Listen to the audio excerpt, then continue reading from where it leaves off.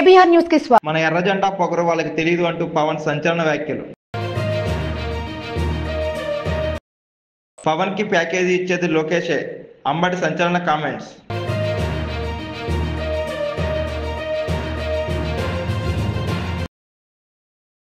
Artificial intelligence ద్వారా భూ సమస్యల పరిష్కారం.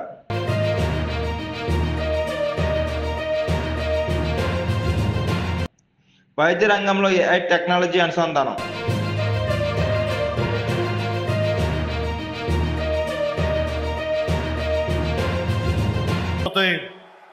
వెన్నెముక వంగిపోద్ది, ఈ ఫ్లోరైడ్ సమస్య ఉందని చెప్పి మేము ఇక్కడి నుంచి వెళ్ళిపోవాల్సి వచ్చిన పరిస్థితి. అందుకని నాకు ఆ కష్టం అప్పటి నుంచి ఇప్పుడు దాకా నా గుండెలో ఉండిపోయింది. మొట్టమొదటిగా జేజేఎం ఈ మల్టీ విలేజ్ ప్రాజెక్ట్ స్టార్ట్ అవ్వాలి అంటే నా ప్రయారిటీ ముందు మన ప్రకాశం జిల్లాకి కావాలి అని ప్రయారిటీ పెట్టాను. గత ప్రభుత్వం మీకు ఏం చేసింది, ఎలా ప్రవర్తించారు మీ అందరికీ తెలుసు. మన జిల్లాకు సంబంధించి వెలిగొండ ప్రాజెక్టుకి ఒక 4,000 కోట్ల రూపాయలు కావాలి. దాంట్లో మేజరు ఎవరైతే భూపరిహారానికి కావాలి. రాష్ట్రం మీద లక్షల కోట్ల అప్పులు తీసుకున్నారు, కానీ మనకు ఒక వెలిగొండ ప్రాజెక్ట్ తేలేకపోయారు. అలాగే గత ప్రభుత్వం జలజీవన్ మిషన్ అనేది దాహం తీర్చేది, గంగమ్మ తల్లి మనకి దాహం తీర్చేది, మన పంట పొలాలకి జీవం పోసేది, పంట పండించి మన ఒంట్లో సత్తువు నింపేది. అలాంటి గంగా సమానమైన నదీ జలాలు ఉండాలి. జలజీవన్ మనకి జలజేయం అనేది ప్రధానమంత్రి గారు చాలా గుండెల్లోకి ఎత్తుకొని భుజాల మీదకి ఎత్తుకున్న స్కీమ్ ఇది. అలాంటి స్కీమ్కి ఈ రోజున మాట్లాడితే గత పాలకులు మళ్ళీ రౌడిజం చేయడానికో గుండాగర్దీ చేయడానికో రౌడిజం చేయడానికో అలాంటి భావన మళ్ళీ ఉంది. మీకు తెలుసు కదా, రౌడిజానికి గుండాగర్దీలకి బయటపడితే మన రాజకీయాలకు వస్తాం. కేసులు పెడతాం, వస్తే 29లో మేము అంతు చూస్తామంటే మీరు రావాలి కదా. మీరు ఎలా వస్తారో మేము చూస్తాం. నాకు వారి మీద, వైసీపీ నాయకుల మీద ఈరోజు చెప్తున్నాను, మొదటి నుంచి చెప్తున్నాను, వ్యక్తిగతంగా నాకు ఎవరి మీద కక్ష ఉండదు. మనస్ఫూర్తిగా నా గుండెల మీద ఆత్మసాక్షిగా చెప్తాను, నాకు ఎవరి మీద కోపం ఉండదు. కానీ మీరు సగటు మనిషిలో, ఈ దేశంలో ఉన్న సగటు మనిషికి, సగటు మధ్యతరగతి మనిషికి, సగటు రైతుకి, సగటు యువకుడికి, సగటు యువతకి మీరు కనుక భయభ్రాంతుల్ని క్రియేట్ చేస్తే దాన్ని ఎదుర్కొనే కదా ఇక్కడ దాకా వచ్చాం. మీకు 151 సీట్లు వచ్చినప్పుడు కదా, నేను 2 చోట్ల ఓడిపోయినప్పుడు కదా మేము ఎదుర్కొని బలంగా నిలబడింది. అంటే గుండెల్లో ఎంత దమ్ము ఉండాలి, రక్తంలో ఎంత వేడి ఉండాలి మీలాంటి వాళ్ళు తట్టుకోవాలంటే. నాకు తెలిసిన సినిమాల నుంచి వచ్చినవాడిని, సినిమాలో డైలాగులు చెప్పను నేను. కుత్తుకలు కోసేస్తాం, మిడకాయలు కోసేస్తాం అంటే కోయడానికి మేమేమన్నా చొక్కా ఇప్పి చూపిస్తామా?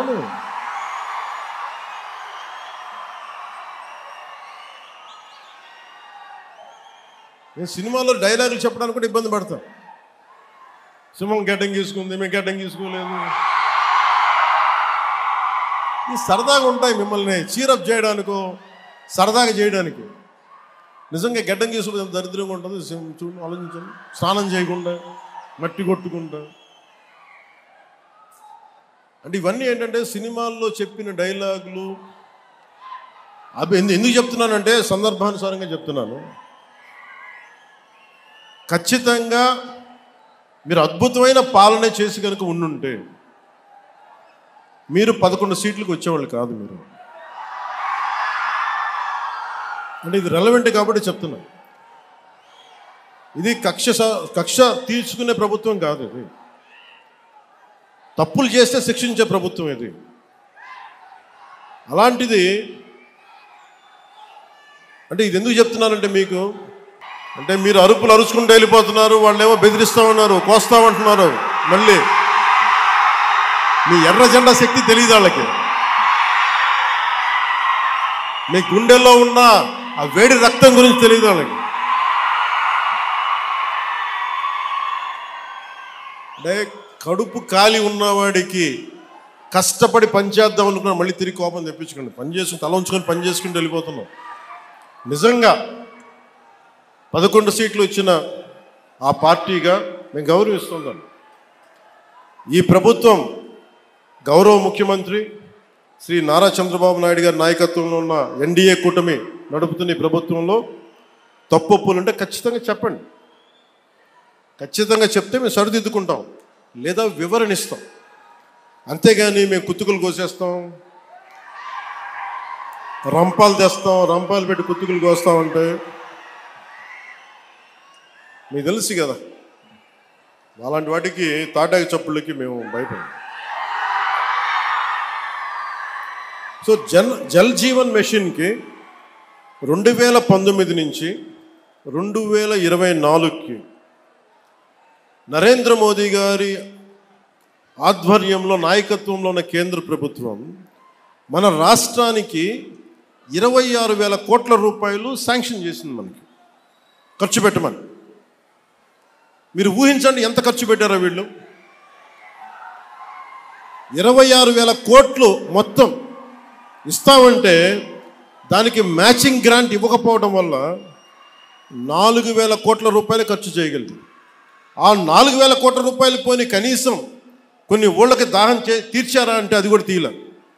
ఆ 4,000 కోట్లకి పైపులు వేసుకున్నారు అంతే. పైపులు వేశారు. ఇప్పుడు పైపులు వేస్తే వాటర్ సోర్స్ చూపించాలి కదా. ఎక్కడి నుంచి నీళ్లు పట్టుకొస్తున్నావు, చెరువు నుంచా, కుంట నుంచా, ఎక్కడి నుంచి పట్టుకొస్తున్నావు అంటే అవి కూడా చేయలేదు. పైప్ వేసి కూర్చోబెట్టారు. ఎప్పుడు మనకి ఉపరితలం నుంచి మన సర్ఫేస్ వాటర్ ఎప్పుడు వస్తుందని. దీనివల్ల ఆ 4,000 కోట్లు కూడా చాలా వరకు వృధా అయిపోయింది. ఈ రోజున జేజేఎం మిషన్ ఆగిపోతుంది. ఈరోజు మనం కూటమి ప్రభుత్వం ఎందుకు ఇంత బలంగా ఉన్నామంటే అంటే మీరు మా మీద పెట్టిన నమ్మకానికి అన్నదమ్ములు, ఆడపడుచులు, యువత, పెద్దలు, పిన్నలు, రైతాంగం, మధ్యతరగతి అందరూ నమ్మి ఓటేస్తే జల్ జీవన్ మిషన్ పథకాన్ని మేము ఆపేస్తున్నాం అని కేంద్ర ప్రభుత్వం చెప్పారు. నాకు కంటిన్యూ చేయాలని లేదు మాకు. ఎందుకంటే నీళ్ళు ఇవ్వడం అనేది స్టేట్ సబ్జెక్ట్. ఇది ఇన్ని రాష్ట్రాల మీద మాకు భారం అయిపోతుంది, మేము ఇవ్వలేమంటే ముందు నేను వెళ్ళి బిఆర్ పాటిల్ గారిని కలిసి జలశక్తి మినిస్టర్, కేంద్ర మంత్రివర్యులు వారిని కలిసి వివరించాను. సార్ గత ప్రభుత్వంలో 26,000 కోట్లు మీరు ఇస్తే మేము 4,000 కోట్ల గత ప్రభుత్వం ఖర్చు పెట్టింది, అది కూడా ఇంత అవకతవకలుగా. ఈ రోజున కనుక మీరు ఇవ్వకపోతే మాకున్న సమస్యలు విని మన ప్రకాశం జిల్లా వెలిగొండ ప్రాజెక్ట్ దగ్గర నుంచి మన పల్నాడు, అలాగే మనకి అనంతపురం, శ్రీకాకుళం ఎక్కడైతే ఉన్నాయో అన్ని దాదాపు మేజర్గా ఇవి మిగతా అన్నిటికీ అన్ని ఎక్కడైతే నీటి ఎద్దడి ఎక్కువ ఉందో వీటన్నిటికీ దాదాపు ఒక 83,000 కోట్లు 84,000 కోట్లు అవసరం అవుద్ది. 26,000 కోట్లు కూడా సరిపోదనంటే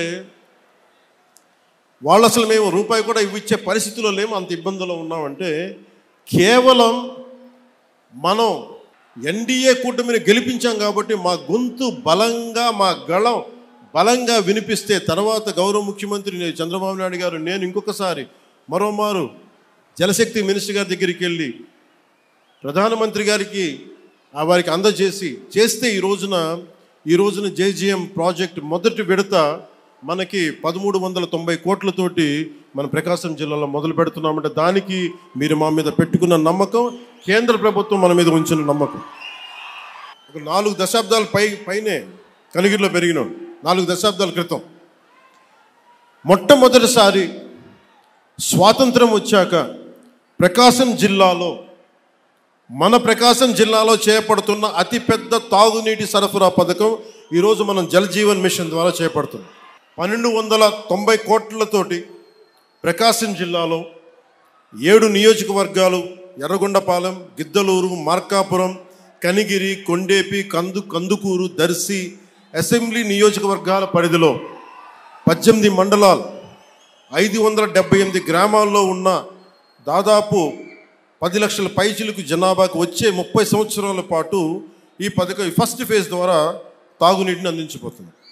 దీనికోసం ఒక water treatment plant, 19 సంపులు, 31 over head balancing రిజర్వాయర్లు, 334 ఓవర్ హెడ్ ట్యాంకులు, 5000 కిలోమీటర్ల మేరకు పైప్ లైన్లు వేసి శ్రీ పూల సుబ్బయ్య వెలిగొండ ప్రాజెక్ట్ నుండి ప్రజలకి, మన ప్రకాశం జిల్లా ప్రజానీకానికి నీరు అందజేయబోతున్నాం. గత పాలకులు మీకు చెప్పాను, ప్రజలకు మంచి నీరు అందించే కార్యక్రమాలని పూర్తిగా రక్తం ఓడే విధంగా చేస్తున్నారు. ప్రతిరోజు ఏదో ఒక చోట. దీనన్నిటికీ ఒక అజ్ఞాతమైనటువంటి యంత్రాంగం నడుపుతా ఉన్నారు. ఎవరయ్యా ఈ అజ్ఞాతమైన యంత్రాంగం అంటే, రహస్యంగా ఉండేవాళ్ళు, చంద్రబాబు నాయుడు గారికి సన్నిహితంగా మెలిగినటువంటి ఐపీఎస్ ఆఫీసర్లు, ఎవరైతే రిటైర్డ్ అయినటువంటి అధికారులు ఉన్నారో వారు కొంతమంది, అదేవిధంగా ఇప్పుడు పనిచేస్తున్నటువంటి ఐపీఎస్ ఆఫీసర్లు కొంతమంది ఒక టీమ్గా ఏర్పడ్డారు. అజ్ఞాతంగా పనిచేస్తారు. నిజంగా ఎంత దారుణం అంటే, పోలీసు వ్యవస్థ ఉన్నది ఏంటంటే దాడుల్ని అరికట్టడానికి, దాడి చేసిన వారి మీద కేసులు పెట్టడానికి, వారిని శిక్షించడానికి ప్రయత్నం చేసేటటువంటి కార్యక్రమం పోలీస్ యంత్రాంగం చేయాలి. అలా చేయడం వల్ల దాడులు ఏ విధంగా చేయించాలి అని మ్యాపింగ్ చేస్తున్నారు. చంద్రబాబు నాయుడు గారు ఆదేశాలు ఇస్తారు. ఈ అజ్ఞాతమైనటువంటి పోలీసు అధికారులు ఐపీఎస్ ఆఫీసర్లతో మాట్లాడతారు. వీళ్ళు చెప్పినట్టుగా అక్కడ కథ నడుస్తుంది. కానీ వాస్తవ పరిస్థితులకు అనుగుణంగా జరగనటువంటి పరిస్థితి వాళ్ళ రాష్ట్రంలో చాలా స్పష్టంగా కనిపిస్తూ ఉంది. ఈ అజ్ఞాత వ్యక్తులు ఎవరు మాకు తెలియని వారు కాదు, అన్నీ మాకు తెలుసు. సమయం వచ్చినప్పుడు వారి సంగతి తేలుస్తాం. సమయం వచ్చినప్పుడు మళ్ళా తిరిగి వైఎస్ఆర్ కాంగ్రెస్ పార్టీ అధికారం వచ్చినప్పుడు ప్రజలు మిమ్మల్ని చెప్పులతో కొడతారు. అదేవిధంగా చట్ట ప్రకారంగా మీ మీద యాక్షన్ కూడా తీసుకుంటామని మనవి చేస్తున్నా. 2 ఉదాహరణ చెప్తా, రాష్ట్ర ప్రజానీకం ఆలోచించమని మనవి చేస్తున్నా. పల్నాడులో గుండ్లపల్లి అనే గ్రామంలో, గుండ్లపాడు అనే గ్రామంలో 2 తెలుగుదేశం వర్గాలు కొట్టుకున్నారు. 2 చనిపోయారు.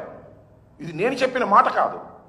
ఇమీడియట్గా సంఘటనా స్థలంలో ఐపీఎస్ ఆఫీసర్, పలనాడుకు చెందినటువంటి ఎస్పీ వెళ్ళి ఏం చెప్పాడు?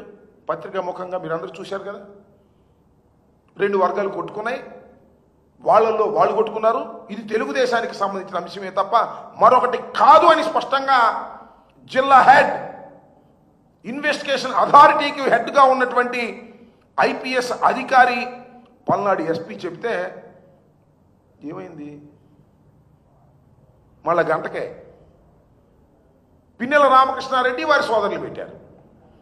ఇది అజ్ఞాతంగా ఉన్నటువంటి, రహస్యంగా ఉన్నటువంటి పోలీసు అధికారులు, అదేవిధంగా రిటైర్డ్ అధికారులు ఎమ్మటే ఎస్పీతో మాట్లాడతారు, కేసు తారుమారు చేస్తారు, కేసు పెడతారు. ఇంతకన్నా పచ్చి ఉదాహరణ ఏమైనా కావాలా అని అడుగుతా ఉన్నా. అంతేకాదు, జగన్మోహన్ రెడ్డి గారు మొన్న సత్యనపల్లి వెళ్ళారు. సత్యనపల్లి వెళ్తున్నప్పుడు పోలీసులు రక్షణ కల్పించలేకపోయారు. సత్యనపల్లి అయితే 1300 మంది కానిస్టేబుల్స్ని పెట్టారు. జగన్మోహన్ రెడ్డి గారు వెళుతున్న కారు పక్కన ఒక్క కానిస్టేబుల్ కూడా పెట్టలా, రోపార్టీ పెట్టలా. ఎవరో ఒక అతను సింగయ్య అనే మా కార్యకర్త కారు గుద్ది చనిపోయాడు. ఎవరు కారు గుద్దింది? మేము చెప్పిన మాట కదే. గుంటూరు ఎస్పీ ఏం చెప్పాడు? నెంబర్ కూడా చెప్పాడు. కాన్వాయ్ కాదు, కాన్వాయ్ను అనుసరిస్తున్నటువంటి పలానా నెంబర్ సఫారీ కారు. అందరికీ నమస్కారం. ఈరోజు సంస్థ పరిపాలనలో రెవెన్యూ డిపార్ట్మెంట్ యొక్క పనితీరు పైన, అలాగే పేద ప్రజలందరికీ కూడా వారి యొక్క భూ వివాద పరిష్కారాలు చేసే విధంగా ఏదైతే గౌరవ ముఖ్యమంత్రి గారు రివ్యూ చేశారు.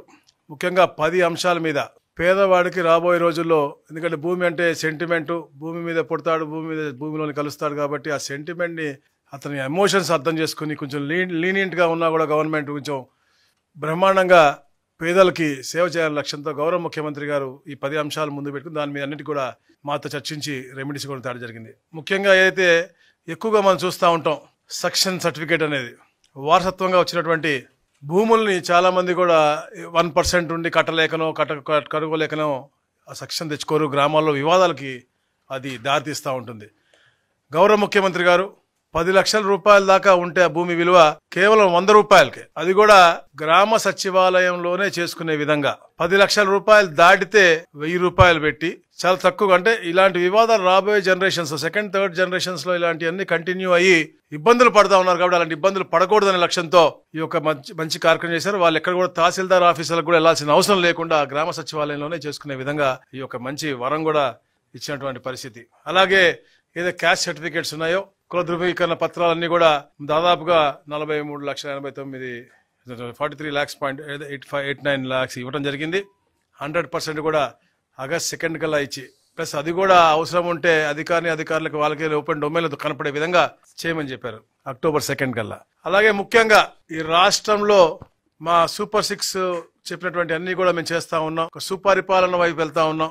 పేదవాడి భూ హక్కులు కల్పించే విధంగా ఎలాగైతే ల్యాండ్ టైటిల్ యాక్ట్ రిపీల్ చేశామో, ఏదైతే మాట ఇచ్చామో బరియల్ గ్రౌండ్స్ మీద, అలాగే పేదలకు ఇల్లు గాని జర్నలిస్ట్ ఇల్లు గాని ఇన్నిటిపైన కూడా చర్చ జరిగింది. దాదాపుగా 363 హ్యాబిటేషన్స్ లో మాకు ఇప్పుడు దాకా శ్మశాన వాటికలు లేవని చెప్పొచ్చింది. దానికి కావాల్సిన 137 కోట్ల రూపాయలు కూడా ఇమీడియట్ గా శాంక్షన్ చేస్తా ఉన్నారు. మేము ఏదైతే ఇంటింటికి తిరుగుతా ఉన్నాం ఈ నెలలో ఏమన్నా వచ్చినా కూడా వాటిని కూడా యాడ్ చేసుకుని 3 విడతలుగా ఇది పూర్తి చేస్తారని చెప్పేసి కూడా గౌరవ ముఖ్యమంత్రి గారు చెప్పడం నిజంగా చాలా ఆనందదాయకమైన విషయం. ఎందుకంటే ఎలా జన్మిస్తారో చనిపోయేటప్పుడు గౌరవవంతంగా వెళ్ళాలి, చాలా హ్యాబిటేషన్స్ లో లేవు అని చెప్పేసి మాకు వచ్చినాయి. కాబట్టి ఎలక్షన్ ముందు ఇచ్చినటువంటి హామీ అది కూడా తప్పకుండా పూర్తి చేస్తామని చెప్పాం. హౌసింగ్ ఫర్ ఆల్ కూడా గౌరవ ముఖ్యమంత్రి గారు చాలా క్లియర్ గా ఉన్నారు. ప్రతి పేదవాడికి కూడా నివాస యోగ్యమైన ఇల్లు ఉండాలి. రూరల్ ప్రాంతంలో 3 సెంట్లు ఉండాలా, అర్బన్ ప్రాంతంలో 2 సెంట్లు ఉండాలా. అర్బన్ లో మన టిడ్కో ద్వారా మంచి అవకాశం కల్పించాలి. 2 సంవత్సరాల లోపల ప్రతి ఒక్కరి దగ్గర కూడా మనకి ఇళ్ల స్థలాలు ఉండాలి. 3 సంవత్సరాల్లో ఇల్లు కూడా ఉండాలని చెప్పే ఒక డైరెక్షన్ కూడా ఇవ్వడం జరిగింది ఈ రోజు. దానికి అలాగే ఏదైతే జర్నలిస్ట్ సోదరులకు కూడా ఇస్తా అన్నారో అది లీగల్ హాజల్స్ ఉన్నాయి. దానిపైన కూడా జియోఎం ఇవాళ ఇవ్వడం జరిగింది.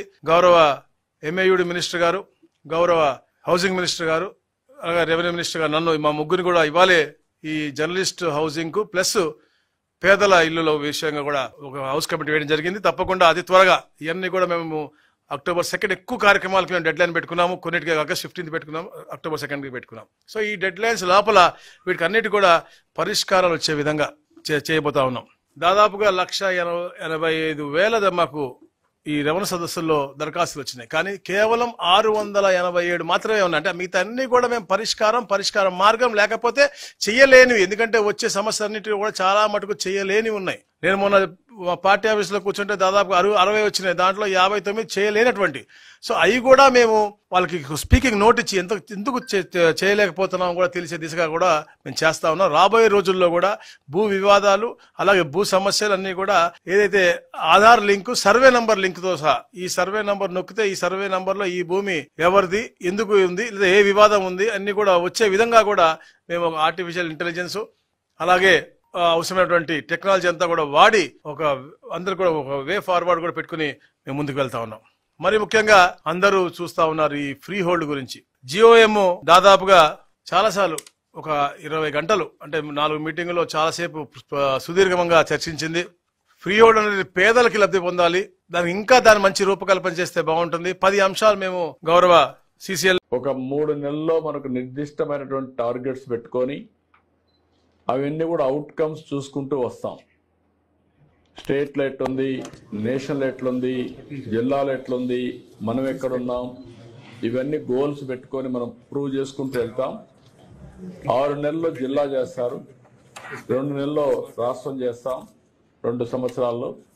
అక్కడి నుంచి ఇది సక్సెస్ అయిన తర్వాత ఇంకా చిన్న ప్రాబ్లమ్స్ అన్ని అడ్రస్ చేసిన తర్వాత నేషనల్ లెవెల్లో ఇంటర్నేషనల్ లెవెల్లో రిప్లికేట్ చేయడానికి ఈ మోడల్ సెలెక్ట్ చేసుకున్నాం. గవర్నమెంట్ ఆఫ్ ఇండియా ఇచ్చే ఆయుష్మాన్ భారత్ లో ఉండే మొత్తం కూడా ప్రొవిజన్స్ తీసుకున్నాం. రాష్ట్ర ప్రభుత్వం ఇచ్చే ఏదైతే మనం ఎన్టీఆర్ ఆరోగ్య సేవ దాన్ని కూడా మనం దీన్ని లింక్ చేసుకుంటాం. all medical practitioners with the hospitals, primary health centres కావచ్చు, ఏఎన్ఎంలు కావచ్చు, అక్కడ ఉండే ఆశా వర్కర్స్ కావచ్చు, హెల్త్కు సంబంధించిన అందరూ ఇందులో ఉంటారు. రోల్ క్లారిటీ కూడా ఉంటుంది, అందరిది రోల్ క్లారిటీ ఉంటుంది. అదే సమయంలో మీకు గైడెన్స్ ఏది కావాలన్నా సూపర్ స్పెషాలిటీ డాక్టర్స్ కావాలంటే మీకు ఐడియాస్ ఇవ్వడం, నాలెడ్జ్ ఇవ్వడం, మీరు చేసింది రైటా రాంగా అని కూడా మీకు ఎప్పటికప్పుడు చెప్పే పరిస్థితికి వస్తారు. ఇవన్నీ కూడా మనం చేసే పనులన్నీ అవుట్కమ్ ఈజ్ ఇంపార్టెంట్, ఫలితాలు ఇంపార్టెంట్. ప్రాసెస్ ఒకటే కాదు, మనందరం ప్రాసెస్ ఫాలో అవుతున్నాం. కానీ లాస్ట్కి వస్తే ఒక వ్యక్తి యొక్క ఆరోగ్యం పైన ఏది పనిచేస్తుంది, ఏది పని చేయదో మనం మెజర్ చేయలేకపోతున్నాం. ఒకసారి కొంతమంది డాక్టర్స్ మెజర్ చేస్తున్నారు, అందరం చేయలేకపోతున్నాం. అవన్నిటి కూడా ఇక్కడ సొల్యూషన్ వస్తుంది. ప్రపంచంలో ఉండే నాలెడ్జ్ అంతా తీసుకొస్తాం, ప్రపంచంలో ఉండే టెక్నాలజీస్ అన్ని ఇంటిగ్రేట్ చేస్తాం. ఆర్టిఫిషియల్ ఇంటెలిజెన్స్ కూడా దీంట్లో ఉంటుంది. కాబట్టి డేటా నాట్ ఓన్లీ ఫ్యూచరిస్టిక్ అనలిటిక్సే కాకుండా మీరు చేసినటువంటి యాక్షన్స్ మీద అనలిటిక్స్ తీసుకుని అక్కడి నుంచి మీరు చేసింది కరెక్ట్ అవునా కాదా అని మనల్ని గైడ్ చేస్తూ వస్తుంది. అలాంటి ఒక మంచి ప్రాజెక్ట్ ఇది. దీన్ని ఇప్పుడు మన వాళ్ళు లీడ్ చేస్తారు. స్టాఫ్ అంతా ఉన్నారు, జిల్లా ఆఫీసర్స్ ఉన్నారు, కలెక్టర్ ఉన్నారు. అందరం కూడా ఈ ప్రాజెక్ట్ని లాజికల్ గా తీసుకుపోవాలనే ఉద్దేశంతో it will be big game changer. మీరు ఫస్ట్ బ్యాచ్ లో మీరు చేరారు ఈ ప్రాజెక్ట్ లో. మీరు ఎప్పటికీ స్ఫూర్తిదాయకంగా ఉంటారు. You will be the inspiration for future. It will be recorded forever. కుప్పాలో ప్రారంభమైంది, మోస్ట్ బ్యాక్వర్డ్ కాన్స్టిట్యుయెన్సీ లో ప్రారంభమైంది. ఏ విధంగా మీరు చేశారో ఇది ప్రపంచానికే ఒక నమూనాగా, ఒక మోడల్ గా తయారవుతుంది. దానికోసం మనం దీన్ని ప్రారంభిస్తున్నాం. I'm very happy. From now onwards ఎక్కడున్నా నేను కూడా డాష్ బోర్డ్ లో చూస్తూ ఉంటాను మీరు కరెక్ట్ గా చేస్తున్నారు లేదా. ప్రాసెస్ అన్ని కూడా ఇప్పుడు అంతా సెల్ ఫోన్ లో కూడా చూసుకునే అవకాశాలు వచ్చేసాయి. ఎవరు పని చేయకపోయినా దానిపైన మీ అందరికి కూడా ఇంకోటి చెప్తున్నా, సాఫ్ట్ స్కిల్స్ కూడా.